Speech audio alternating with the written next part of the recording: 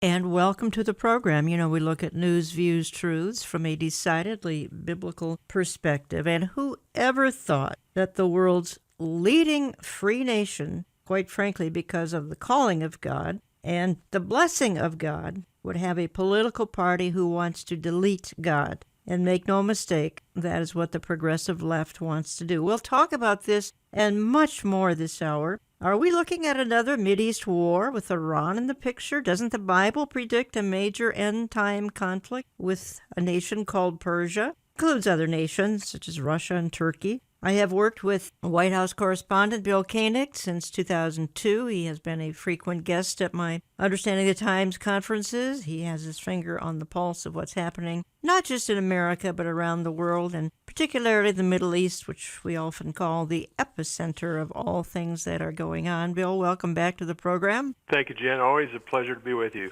I think America recently is divided into two categories, and you actually write about this: people who fear God versus people who hate God. And the progressive left can think of only one thing: dethroning God so that government can be God. And you've been in Washington 20 years, and you've seen this evolve. Am I right? Absolutely. It is absolutely amazing how fast things have accelerated over the 8 years of Obama, and then since Obama and President Trump taking over with his evangelical support. It seems like the enemy wants to do everything they can to attack the evangelical enemy that supports President Trump, and this is all part of it, Jan. But yeah, this slippery slope has been getting worse and worse and worse over time, and now it's at an accelerated pace, just as that clip just mentioned. It is unbelievable, what we just heard. Yeah, it is unbelievable in its speed as well. And you and I are frank, Bill, that we have a president who God uses in spite of himself. And one of the things that makes him unique, we've already referenced it, is he's so comfortable with evangelical Christians. They elected him in 2016. And as you write, George W. Bush seemed more comfortable with, say, mainline Protestants and perhaps Catholics. Barack Obama was comfortable with leftist so-called Christians. I have a hard time equating communist Jim Wallace with Christianity, but that's what he calls himself anyway. There certainly are some evangelicals in the leftist camp. You got Russell Moore, who's a leftist, for that matter. The last 20 years, the National Association of Evangelicals, just go to their website. It's all leftist policy. Thankfully, they're standing for traditional marriage and are anti-abortion. But Donald Trump resonates heavily with evangelicals. He has unprecedented number of evangelicals serving with him. He has a burden for Christian persecution, how rare, and he's been Israel's best friend ever. It's remarkable. I know a lot of members of the advisor committee, and you do too, Jan, and they are devout and strong Christians. Pastor Jeffers, Franklin Graham's not part of the advisor committee, but he has good rapport there with the president, Michelle Bachmann. These are people that love the Lord, love Jesus, very bold about their faith, and these are people that President Trump feels very, very comfortable with. I was a part of the 1,000 Christian leaders that were at the Marriott Marquis just before the election in 2016. You and I saw an amazing event. This was so amazing, and President Trump was so comfortable. Mike Huckabee interviewed him. Franklin Graham was there, Jim Dobson. A wide group of people from the Christian community were there. I've been in numerous audiences with him, and he's very comfortable with us. He looks to us. He fears God. He has his own unique style and his own unique way of communicating. But the work that they're doing through the State Department, through Mike Pence, Sam Brownback now, about Christian persecution. Mike Pence is very outspoken about Christian persecution and also about the right to life. This is just an incredible group of people that he has around him that can make things happen and that he listens to. I don't think a lot of people realize that, Jan. He feels very comfortable with us. And as you mentioned, President Bush was very comfortable with the Protestants and many of the Catholic leaders that were at the White House. Fortunately, Obama bashed Christians, especially the ones who were very evangelical. This is just a breath of fresh air, despite the challenges that we're going through here in Washington. And you have said to me, and I think you wrote it in your newsletter as well, and that is, you said that the progressive left, the party of the left, is going to run America into the ground if necessary to remove President Trump. And you've written that the left will not govern as long as President Trump is in office. I think they're only going to object and holler and scream impeachment. It's almost a demonic obsession. Am I wrong? No, absolutely. This is an obsession they are out of control with. Yeah. We hear the Trump derangement syndrome. And we've watched it with these committee heads, these Democratic committee heads in Congress, just their behavior, Nadler, Waters, Cummings, and others. It's almost like they can't contain themselves. And they certainly don't want to see President Trump be successful at anything. He's getting a lot accomplished, as he mentioned in his re-election campaign beginning in Orlando. People that follow your program, our website, President Trump's accomplished a lot, and it has not been easy. Plus, with this Mueller thing hanging over his shoulder, he's getting a lot accomplished. He could get much more accomplished, and that's one thing that this Democratic-led House of Representatives, they don't want to see him get credit for anything, and they're making his life difficult, and unfortunately, it's putting their own obsessions and issues ahead of the American public, right? And that's unfortunate. If I could offer my 2 cents on all of this, and that would be that President Trump said something. He said this in a recent campaign speech, and that is that the party of the left is not so obsessed with him, though it certainly is, but he said it's equally obsessed with every conservative, patriotic, God-fearing, church-attending person in America, probably the Western world, that their goal is to wipe out, I think, this is my opinion, their goal is to wipe out every person who does not embrace a radical agenda, LGBTQ, heavily this transgender nonsense, use any bathroom you want, destroy every unplanned baby, let every boy participate in women's sports, dictate what can be spoken from every church pulpit. These are the people, if we oppose any of this, that are in the crosshairs just as much as the president is in. And this is why pro-family leaders and other Christian leaders are warning that no one who embraces faith and traditional values is now safe in America or anywhere else. Certainly, I mean, look at Canada. They're not safe there either. I think they may be ahead of America. And my conclusion, Bill Koenig, is that we're in an Isaiah 5:20 generation, a 2 Timothy 3 generation. Right now, evil is celebrating. Righteousness exists only to be attacked. And if you love your country, you're an aberration that must be driven underground and laws passed to silence you. And I have a frequent saying, I never thought I'd see the day, and I never thought I'd see this day. No, absolutely, Jan. I think about that every once in a while. At my age and the things I've experienced over life, I would have never thought at my age, at this time, having been away from high school, college, after college, business world, ministry, that I would ever see anything remotely like this. It's just unconscionable. And even if someone, let's say someone was off this planet for the last 10.5 years, and if they came back right now, they would not even believe what's taking place. You know, it all built to a point, and then it accelerated. It became an avalanche. It's so hard to even comprehend this kind of behavior. The other thing is, if they can't defeat the people of faith, they're going to infiltrate the liberal churches with their dogma, with their agenda, with their talk, with this hate speech stuff, with their pro-LGBTQ, with their pro-gay marriage. They're going to do it that way. And they are infiltrating the Protestant and Catholic churches, which now, unfortunately, now a majority of them favor same-sex marriage. Yeah, you're right. It's unbelievable. I think evangelicals is maybe 30% right now. It's up from 20%. And that's what's happening, and you've seen it, I've seen it. Oh, denominations I never thought would cave have caved. I want to play just a quick clip here. It's Franklin Graham, and he's talking to Laura Ingraham, basically saying, you know what, we need more Christians in leadership in Washington. I thought the president today was, I thought it was mesmerizing. And I mean, Donald Trump is the guy who's holding the torch for God and Christianity and Judeo-Christian culture. It's stunning. It is stunning, and I don't, in my lifetime, we've never had a president like this. And he's not afraid to speak out about his faith. But this was the 66th prayer breakfast. And it started, my father encouraged going back to President Eisenhower, and others worked on this at the very beginning. And every president since Eisenhower has come to this breakfast. And it is a bipartisan breakfast put on by Republicans and Democrats. And they work together, and these are men and women of faith who come together in a bipartisan way to put on this breakfast. And it shows you that Washington can function, and we need more Christians in Washington. We need more. Could you imagine if the majority of the House and Senate were God-fearing men and women, that they could argue their points, but at the end of the day, they would come together and work for the good of the all-American people. We need men and women in Washington who believe in God, who believe in His Son, Jesus Christ, who took our sins to the cross, who died for our sins, who God raised to life. We need more men and women like this. And last year I went across this country to every state capital, asking people to pray for this country and encouraging Christians to run. And I didn't tell them what party to run for. They could be Democrats, they could be Republicans, but we need Christians at every level of government. And when Christians come together, this is what you see at the prayer breakfast. They come together and they work together. It was a great thing, Laura. I was glad to be there. At one point, the president talked about how a year earlier he had asked for prayers for, I believe it was a little girl who was very, very ill. And he said he was, he was overwhelmed. I heard from others he had been overwhelmed by the response, the prayer that had come in for her. And he reported that, she was doing much better. That was just a small moment.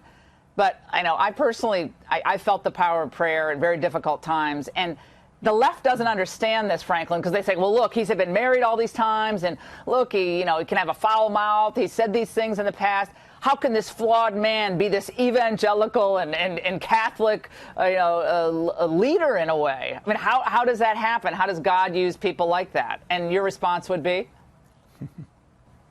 Well, Donald Trump is not a perfect person, and I'm certainly I'm not a perfect person, and I would hate for somebody to hold me up as being the greatest example of the Christian faith or the Christian life.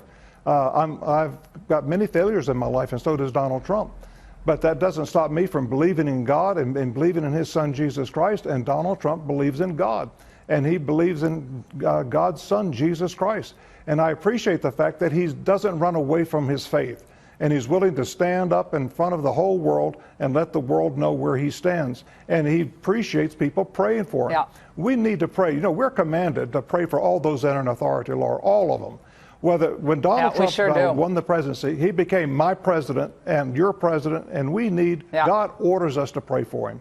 You're listening to Understanding the Times Radio. Jan Markell here. I have on the line from Washington, Bill Koenig. I've worked with Bill since 2002. You can learn a lot more at his website, which is watch.org, watch as in watchman, watch.org. And you can sign up for his weekly e-newsletter, which I think I've promoted for maybe 10, 12 years now, Koenig's Eye View from the White House. It's electronic. You have to get it at watch.org. A quick word here about my annual conference coming up September 21st. Tickets are going fast. You need to check my website or just call Brushfire Ticketing. That's 888-338-5338, 888-338-5338. September 21st. Tickets are $25, include a lunch. J.D. Farag, Robert Jeffress, Amir Sarfati, Jack Hibbs, yours truly, and Lori Cardoza Moore as well. At least she'll be bringing us a reading that afternoon. Please don't wait until it's too late. Get those tickets at brushfire.com or 888-338-5338. I want to move on here with Bill Koenig. And Bill, you and I, in talking privately, we are so concerned about the tide of our times and just for an example, and you write about it, Disney, Netflix threatening to leave Georgia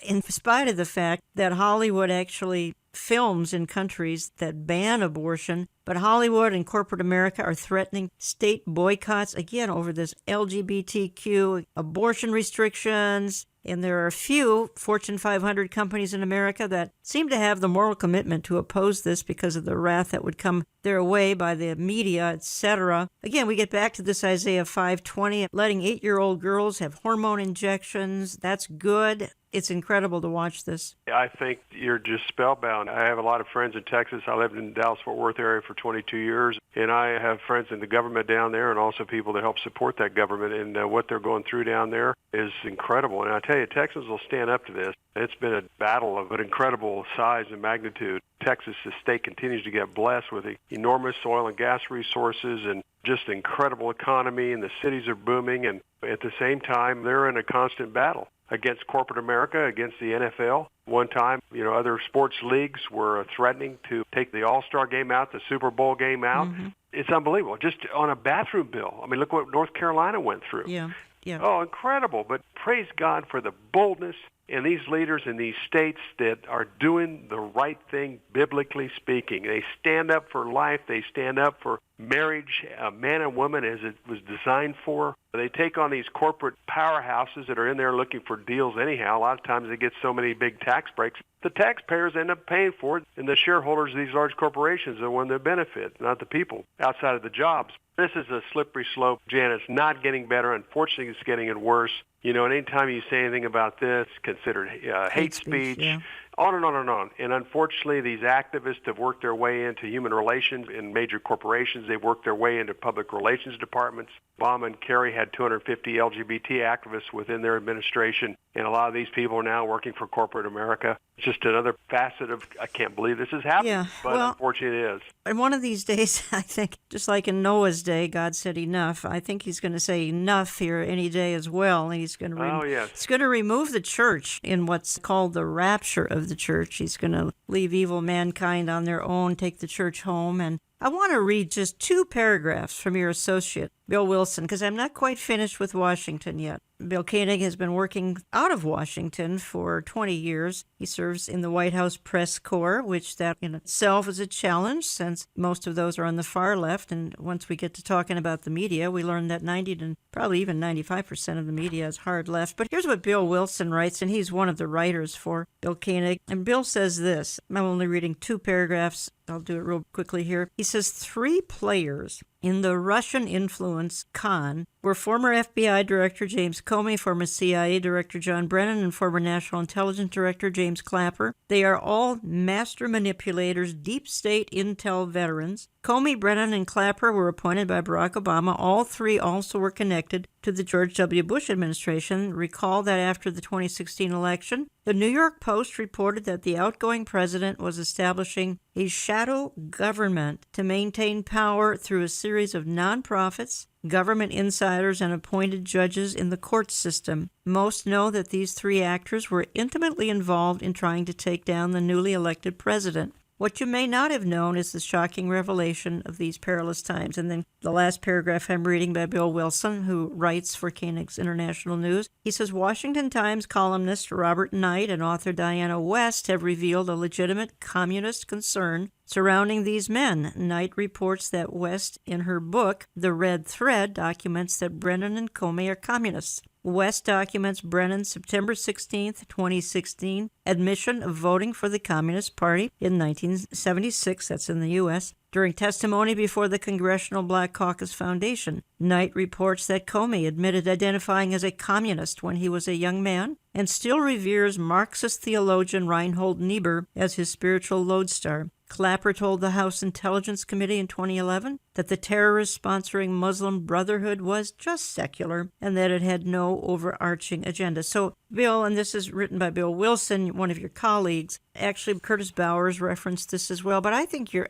average person has no idea that the person leading this bogus campaign against the president, James Comey, background as a communist. Maybe he is still today. I don't know. That's what's interesting. Bill did a great job there of pulling that out from very, very credible sources as well as his own insight, which is excellent. What's happening, and I think that's part of the reason the Dems have come against Trump so harshly and hard, is because they're doing everything they can to continue with their attack, because this stuff is going to surface. I mean, it's beginning to surface. Attorney General Barr and some of the people he's put in place and some of the other reports are going to be coming soon. And the U.S. Attorney from Connecticut that's in charge of the investigation. I mean, he's bringing an A-team in of guys that are going to get to the bottom of this. Mm-hmm. So those people you mentioned, a lot of this is going to be exposed. Hopefully a lot. And I think that's really the number one motivation of the Democratic Party, to continue through their media, which they control 90-95% of the media, to keep the attack on Trump on the front page of the newspaper, where this other stuff just won't get the press and coverage and light that it deserves.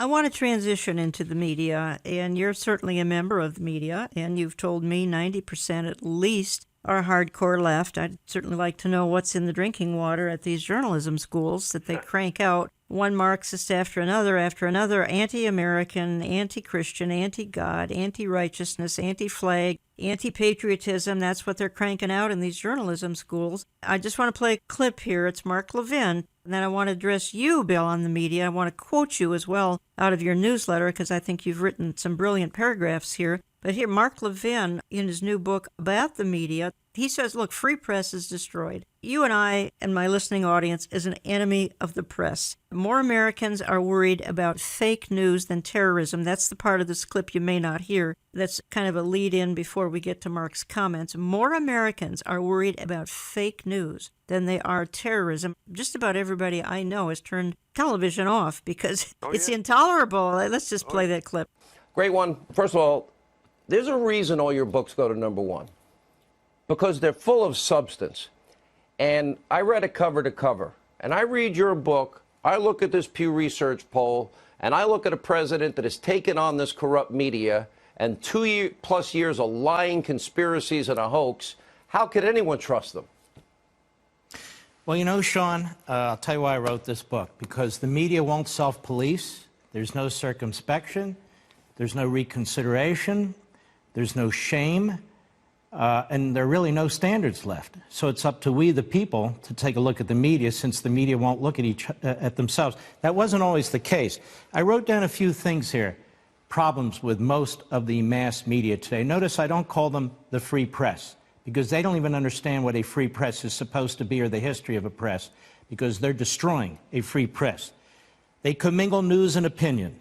Pseudo-events. They manufacture events. We spent 3 days talking about the word nasty. How preposterous.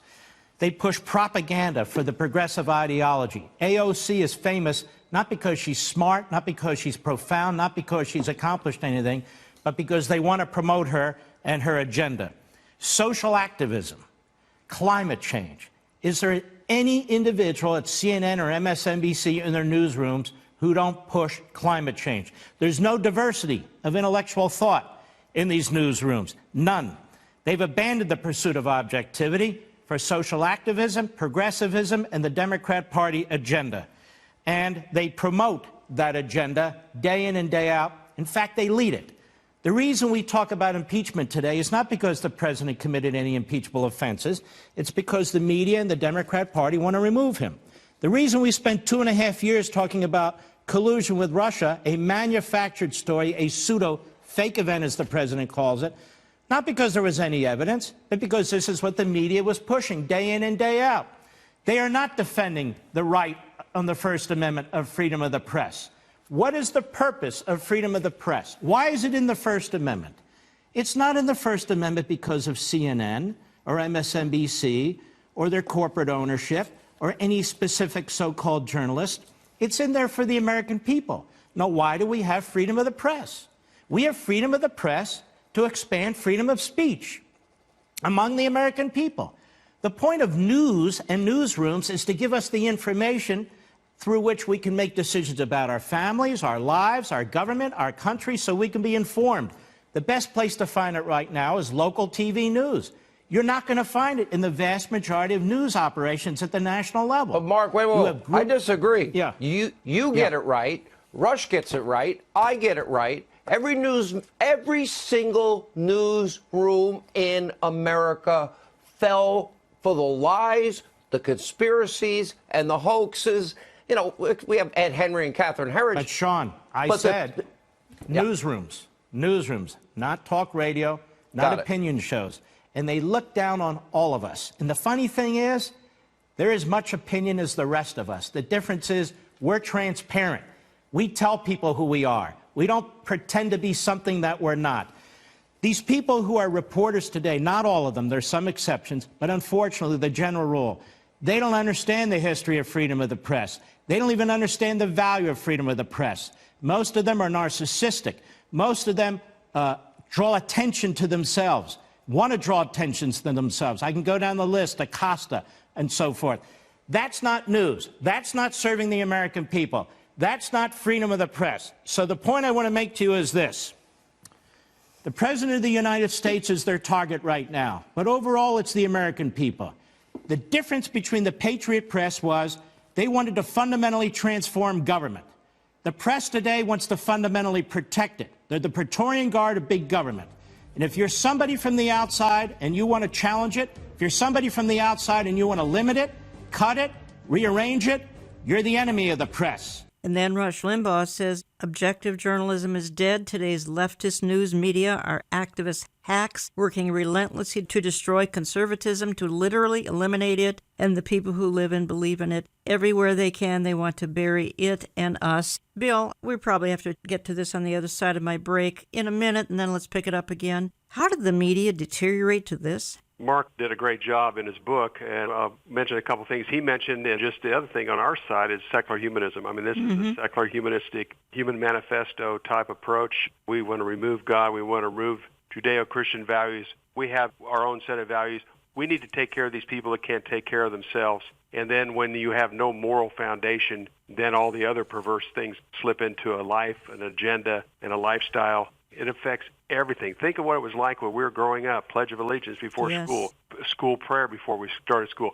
We didn't have problems in schools. We didn't have problems in our communities. We didn't have problems in our homes. Over time, it's manifested into this disease, and now this national disease that we have. And those people, unfortunately, the media in the Democratic Party are in lockstep. That's about 90%. I'm having trouble finding the 10% conservatives, but it's about 90, 95%, somewhere in that range, Jan. But this is a formidable foe. The old saying is you don't want to argue with someone that buys their ink by the gallon. Trump has taken them on, and thank God for Twitter and other social networks. Otherwise, this wouldn't be getting out at all. Fox is about the only source. I want to quote you. We'll have to do it on the other side. I've got to take a midpoint in the program break here. When I get back, I want to quote you on what you've written about the media, because I think it sums it up. And you're even questioning what on earth is going on with Fox News, and so am I. I've turned them off the last year or so. Also want to get into another topic when we get back, and that is, you and I have said many times that we're in an age, perhaps the most significant breaking news ever, as it relates to issues of the last days, with the least amount of interest in this topic. Why? And why the mocking and the scoffing about the good news that the King is coming? We'll get to that, folks, when I come back in just a minute. Don't go away. We love hearing from you. If we have impacted your life, write us through our website, olivetreeviews.org. That's olivetreeviews.org. Call us Central Time at 763-559-4444. That's 763-559-4444. You can reach us by mail by writing Jan Markell and Olive Tree Ministries, Box 1452, Maple Grove, Minnesota, 55311. That's Box 1452, Maple Grove, Minnesota, 55311. More with Jan and Bill in a moment. It is now on the horizon. Understanding the Times 2019, Saturday, September 21st. Tickets will go on sale June 1st. They are general admission only and are $25, but include a lunch. After June 1st, we're asking that you call the Brushfire Agency at 888-338-5338 or sign up online at brushfire.com. That number again is 888-338-5338 after June 1st. We are featuring 6 speakers, and we begin at 8:45 a.m.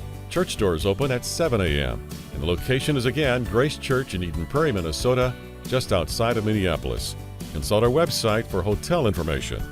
Our speakers include Dr. Robert Jeffress. These signs that have been around for a long time, they are increasing in frequency and intensity. I think something big's about to happen. I believe we're in the last days. I believe the Lord is going to return. Amir Sarfati. And at the last trumpet, we're going to be out of here. There will be certain events around the world, and there will be the last trumpet, and we don't know the day, and we don't know the hour, but we understand the times and the seasons. Pastor J.D. Farag. Because there's coming a time, and I believe it's very soon, when that trumpet's going to sound and everything here matters no more. I mean, shouldn't that affect us, the way we live our lives? Pastor Jack Hibbs. And he's not only spoken to us in his word, he is speaking to us right now in world events.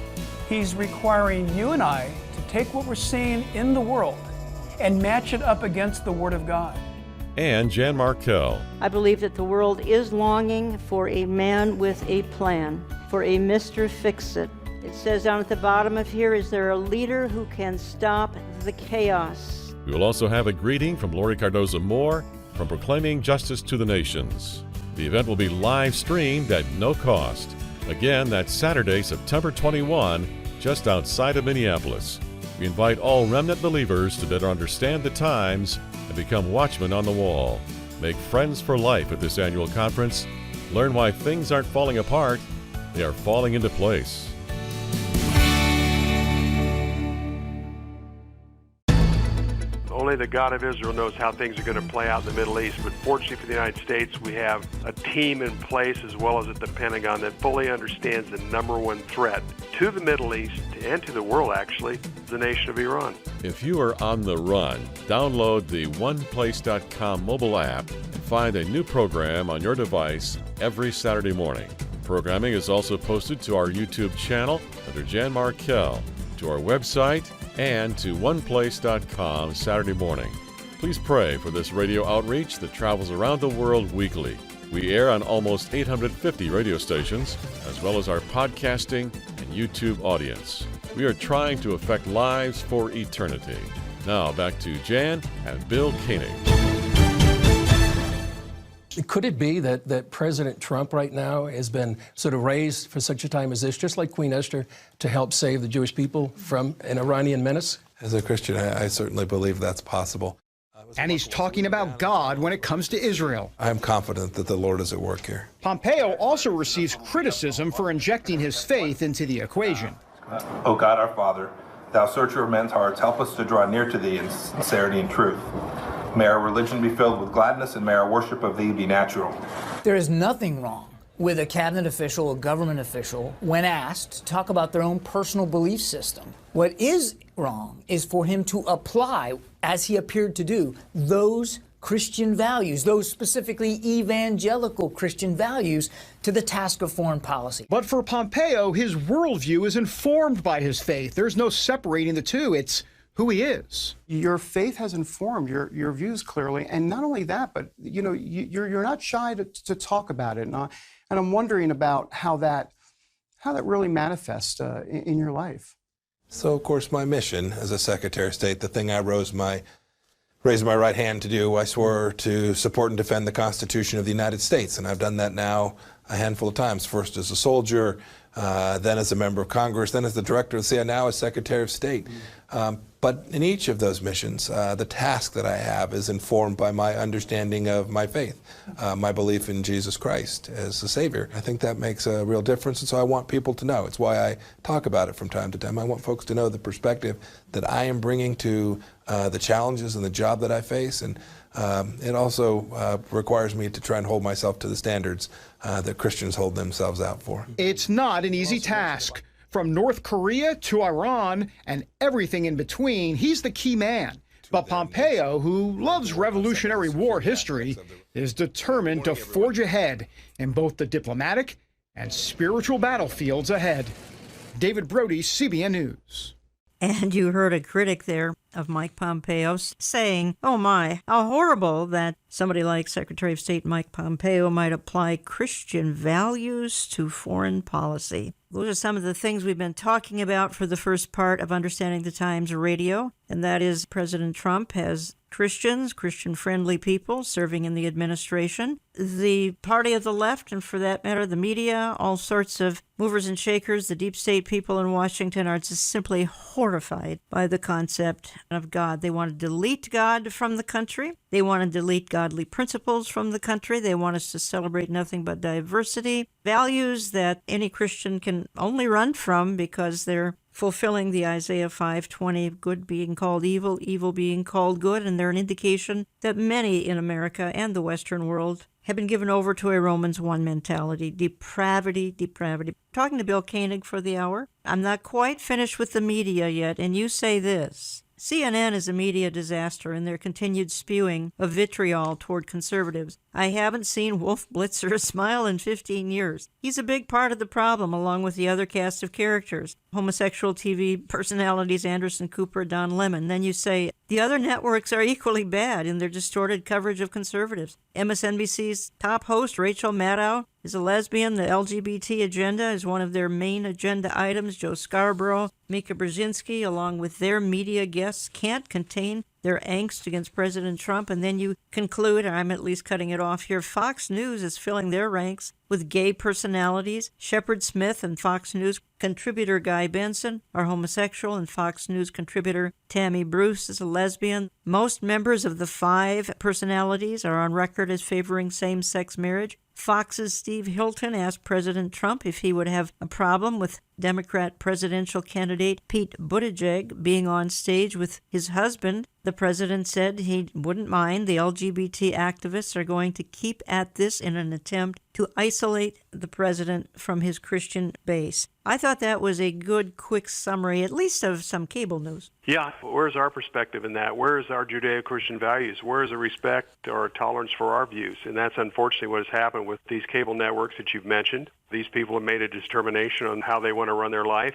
At the same time, they're not tolerant of our beliefs and our values. And they say we're not tolerant. Well, they're not tolerant of the way we believe, the way we were brought up, the Judeo-Christian values that dictate our lives. And that's a big problem, Jan. I mean, people have the right to have their own beliefs.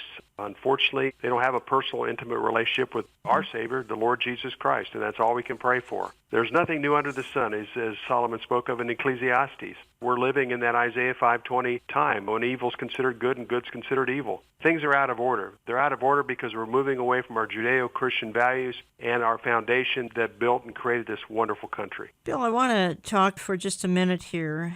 You and I monitor events as they relate to the Bible, literally on a daily basis. Folks, you can read headlines on my website, olivetreeviews.org, headlines and articles that are posted daily that will help give you insight from a biblical perspective on the issues of the day. Same with Bill Koenig's website. Bill is my guest for the hour. His website is watch.org, and you can get his e-newsletter, Koenig's Eye View from the White House, to help you understand these times. But I went out of that segment, one saying, and you and I say all the time, we are in an age of the most significant breaking news, at least as it relates to the issues of the last days, with the least amount of interest in this topic. Give me your feedback on that and the fact that you and I have talked a lot about 100 million people in various churches believe in replacement theology. Talk to me about this for a minute. It amazes me that we literally are living in the most important time in biblical and prophetic history with the least amount of interest in the church. Mm-hmm. And as you mentioned, that's in 2004, the Lord put in my heart, go add up the numbers of all the people that attend Protestant and Catholic churches that are replacement theology, believing that there is no biblical significance to the state of Israel, that Jesus won't be returning to Jerusalem for a 1,000-year millennial reign, that they know nothing of the rapture. And they're the ones that are calling for Israel to leave the covenant land that God gave to Abraham, Isaac, and Jacob and their descendants. I'm amazed that this biblical illiteracy is like this today. And these are the ones with the World Council churches, National Council churches, that are calling on Israel to give up Arab land. The Arabs, their land. It's amazing to me, Jan. But again, the 27% of the Bible that's Bible prophecy, that's as important today as it's ever been because we're getting close to that day when the Messiah returns. Fortunately, we understand that, but you have all these people in direct opposition because they believe that Bible prophecy is allegorical, not literal. That's right. So consequently, if they're an error there, they're going to be an error in other parts of the Bible. I want my audience to hear just some of the scoffing that's going on out there. It's simply shocking. I'm talking now about issues related to end times, Israel, Jerusalem, because they're all tied together. It's a clip I found. I'm not even sure who it is. It's off of a YouTube video. But I just want you to listen to the tone of this, folks, and then put this into perspective of how important what Bill Koenig and I are talking about for this hour, some of the most important insight and perspective on our times, because it has everything to do with how quickly the Lord is coming back. And now listen to the scoffers. I've told you before about the evangelical support for Israel being very heavily driven by the belief that by supporting Israel, the second coming of Jesus Christ will happen. And depending on your flavor of Christianity, this will bring about the rapture or the apocalypse or the end times or the end of the world, whichever lovely phrase your sect attributes to that event. I've also told you before about outrageous Fox News host Jeanine Pirro, who was at some point a judge somewhere, really scary to think about. And she combined her insanity with the evangelical insanity around Israel in one lovely segment where she praised Donald Trump's decision to move the embassy that the United States has in Israel from Tel Aviv to Jerusalem as the fulfillment of a biblical prophecy. Listen to Jeanine Pirro here, just gushing about how great Donald Trump is. Donald Trump sent Iranians who are the descendants of Persia a message to reflect on their own history. Right. And that it was the king of Persia who 1,000 years before Mohammed was even born, that said Jerusalem was the capital of the Jewish people's country. Crucial. There will be no Ottoman empires or Shia nations that will destroy Jerusalem any longer. Donald Trump recognized history. He, like King Cyrus before him, fulfilled the biblical prophecy of the gods worshipped by Jews, Christians, and yes, Muslims, that Jerusalem is the eternal capital of the Jewish state, and that the Jewish people finally deserve a righteous, free, and sovereign Israel. I noticed she has that same weird pronunciation of Jerusalem that Trump had in that video, where it wasn't clear whether he was trying to eat his tongue or maybe had a denture issue. I wonder if maybe it's like having veneers that are too big or something like that. It's a weird. Did you notice that, Pat? Yeah. It's a weird thing that's going on. Maybe it's connected to being a Trump supporter in some way. I don't Although know. it would be hard to draw that line exactly. Yeah, hard to parse it out. How is this news? Like, how does this count as news analysis? These are quite literally the rantings of a disjointed and ignorant person. And I wonder, like, do they know that this is the biblical prophecy that ends with the destruction of life or the rapture? I know some of them know that and love it. Like, they think that's the greatest thing, nothing better than the rapture. But I think that that's part of the story that some of these people are missing. And the other just laughable thing that shows you how transparently devoid of any meaning all of this nonsense is that in reality, the relocation of an embassy doesn't have anything to do with biblical prophecy, right? Like, Jerusalem as the real and enduring capital of Israel either is or is not. But a nearly obese 71-year-old president saying that we're moving a building from one city to another, that doesn't materially change the biblical meaning of what's going on. And that's what's sort of truly beneath evangelical support for Israel. It's this nonsense where more than 50% of American evangelical Christians believe literally that Israel is a requirement for the rapture or Armageddon or the apocalypse, call it what you want, the end of the world. They want that, right? And they see Jerusalem as ground zero for that. And it is really important to understand this. When you hear about the political support that Israel gets from the right, Bill Koenig, 2 Peter 3 screams at me about the mocking and the scoffing going on. I'm sure it does you as well. Those guys are so clueless. Where do you begin? Yeah, where do you begin? I know. But they're indicative of what's out there. Oh, it's a great example, Jan. And no connection of the dots. Their level of understanding is so inadequate.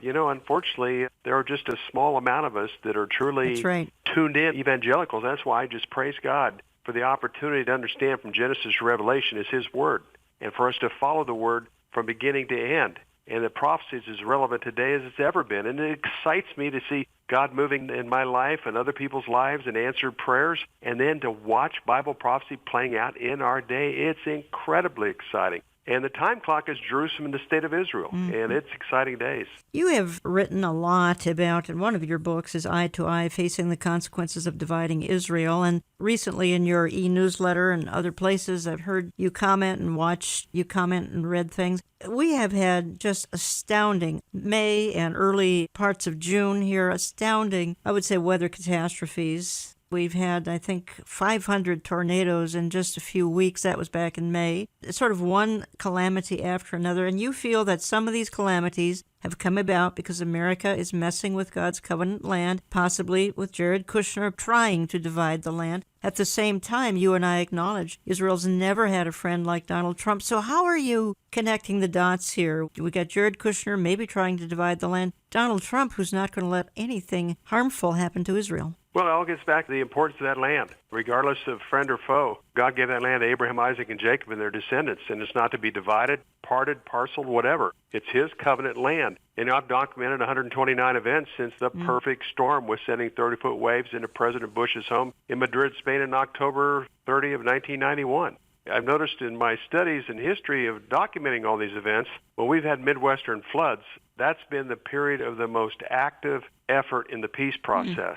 There's been 5 different summers over the last 27 years that there has been massive flooding. And at the very time our White House administrations were very active in the peace process at that time. This last month, the month of May, had 500 tornadoes, record floods, record storms, and Kushner was very active. He was in Jerusalem. He was in Brussels. He was having meetings with Middle East leaders in preparation for the January 25-26 conference in Bahrain.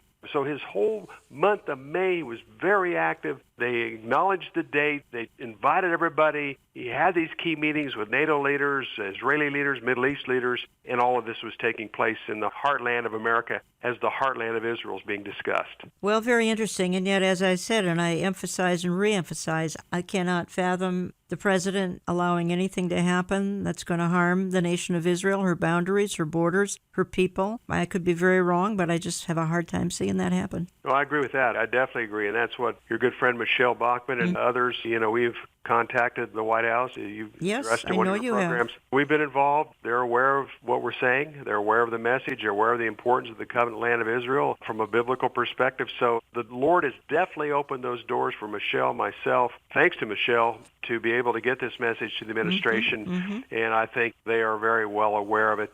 Partially, it's interesting, is they were going to do the economic and political at the same time, the political being the land, and they decided to kind of break it into two parts, starting with the economic, and the political has been delayed again because there is not a government in Israel, so that possibly will be November. But we continue to say, please, do not give up the biblical heartland of Israel, which is Judea and Samaria, for an Arab state. Please do not, because there will be consequences, as there have been since 1991, and even before that. I want to hit Iran, too, here before our time runs out. But before I head in that direction, just give me your perspective on the candidates on the left for the 2020 election, because obviously Campaign 2020 is in full gear. President Trump kicked his off a week or so ago. The left has been on the march here for 6 months practically. Give me your thoughts. Not a lot of substance. There's a lot of stuff that they say, Warren and Harris and Booker and others, Biden, they have their rhetoric that plays to their base, but there's just not a lot of gravitas. There's not a lot of plans. All they can do is attack Trump. Jan, the 20-plus candidates, I don't think there's really anybody that's even formidable. I think it's going to be a very interesting election, obviously, with all the different components and attacks the president's gone under and Vice President Pence. That's my opinion at this point. There really isn't a real strong, viable Democratic candidate. You're listening to Understanding the Times Radio. Jan Markell here, talking to White House correspondent Bill Koenig. You hear him on this program many times. We try to bring Washington insights to all of you, and we've had Michelle Bachmann on numerous times as well, and we kind of are a 1-2-3 punch when it comes to trying to keep you apprised of all that's going on in our nation's capital. But more importantly than that, how does it tie in to the Bible? How does it tie into events that are predicted in the Bible for the last days? Remember, if you write to us, would you always tell us how you listen? You listen to one of our over 850 stations, podcasts, YouTube. We're slipping some images and video into our YouTube now. If you'd like to actually see what we're talking about, you can do that on our YouTube. If you're really in a hurry and you just want it downloaded to your devices, get our oneplace.com mobile app, and you can take the program with you wherever you go. I hear from a lot of you saying you take your morning walk and listen to Understanding the Times Radio, and we really appreciate it. Why don't you check out our print and e-newsletter where we talk about all of the things Bill Koenig and I are discussing on this particular hour. Bill, I want to play a real quick clip. It's Secretary of State Mike Pompeo talking about a potential war with Iran. And then I want to spend at least 5 minutes or longer if necessary talking to you about what on earth is going on with Israel and Iran, America and Iran. Is this a war we're looking at? Is this possibly even Gog-Magog forming? The United States is considering a full range of options. We've briefed the president a couple of times. We'll continue to keep him updated. We are confident that we can take a set of actions that can restore deterrence, which is our mission set. You say a full range of options. Does that include a military response? Of course. Of course, the president will consider everything we need to do to make sure, right? What the president said, we don't want Iran to get a nuclear weapon.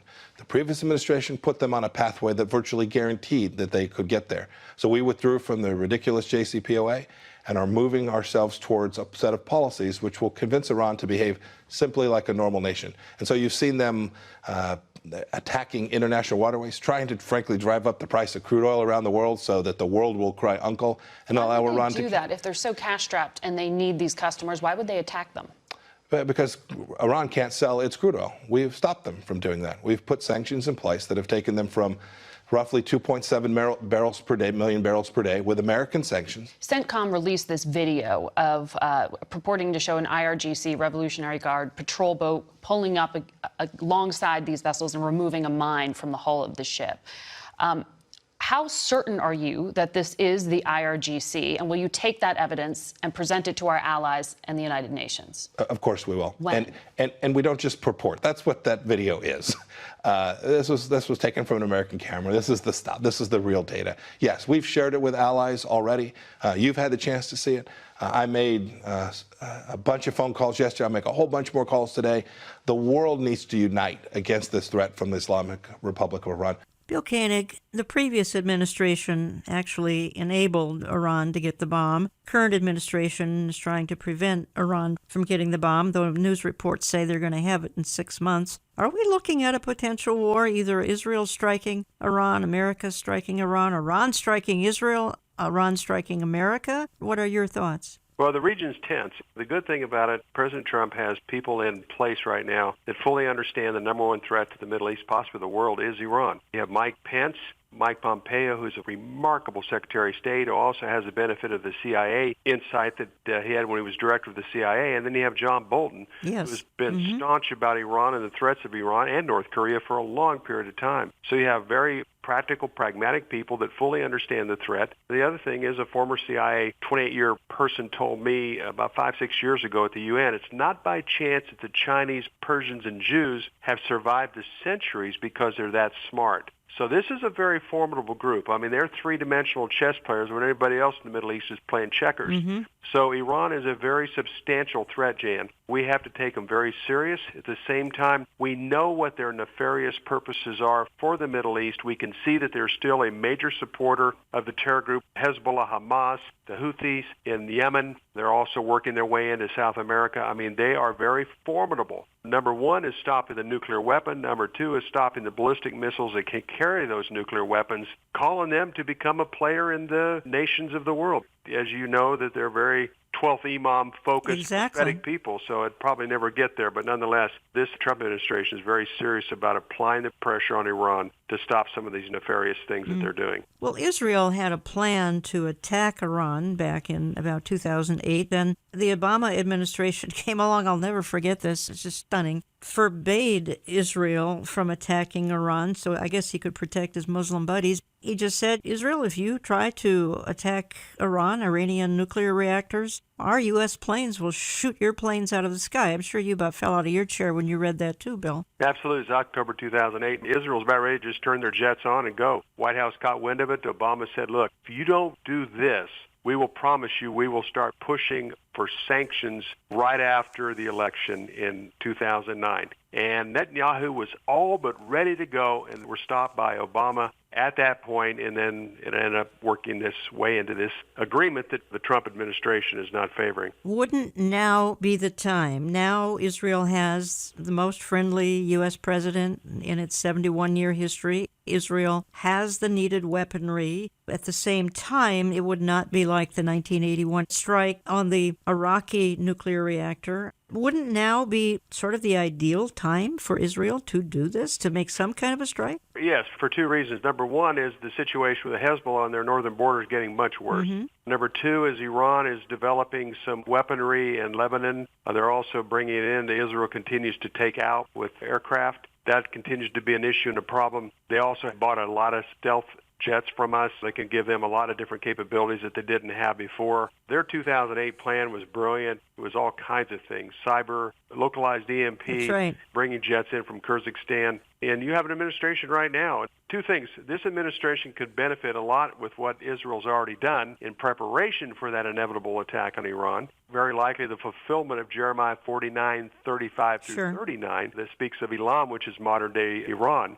So this would be a formidable Israel-United States cooperation in the event to deal with this enemy that the leadership of Iran continues to talk about, the wiping out of the little Satan, which is Israel, and the big Satan, which is the United States. They are bent on determined to wipe out Israel, and no one knows it better than Israel, and they must do something as well. And one other quick note here, Jan, the Saudis are petrified of a nuclear Iran because they believe Israel would be the first to be hit, and they would be the second to be hit, and they need to be prepared as well. And that's another reason the Saudis are looking to the United States and Israel to be assistance to them. Well, and Iran is waiting for the Mahdi. You called him the 12th Imam, same thing, the Mahdi. Islamic Mahdi, the Islamic Messiah, and I think they believe that chaos will welcome the Mahdi, so I think they'd love to create chaos, which is unthinkable, Bill, if you're thinking of nuclear weaponry dropped on innocent people just to bring in their Mahdi, but these people are capable of doing that. Yeah, that was the big talk, Jan, during Obama's time in office,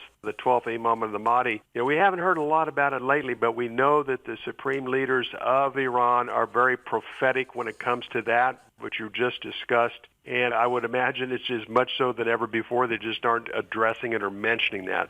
Only the God of Israel knows how things are going to play out in the Middle East. But fortunately for the United States, we have a team in place as well as at the Pentagon that fully understands the number one threat to the Middle East and to the world, actually, the nation of Iran. If you'd like to learn more, folks, visit Bill's website, watch.org. Sign up for his Koenig's Eye View from the White House e-newsletter. He's got 2 books he's offering over there, Obama's Legacy and Eye to Eye, Facing the Consequences of Dividing Israel. And as I go out of the program, I feel I need to remind us, we live in unstable times. We live in biblical times. Frankly, we live in times that the prophets of old longed to see, but it is both a privilege and a challenge to be born for such a time as this. So many I hear from are walking through a fire. Many of you listening today are walking through a fire. And it seems the world is always engulfed in turmoil as well. Let me leave you with the verse from Psalm 31.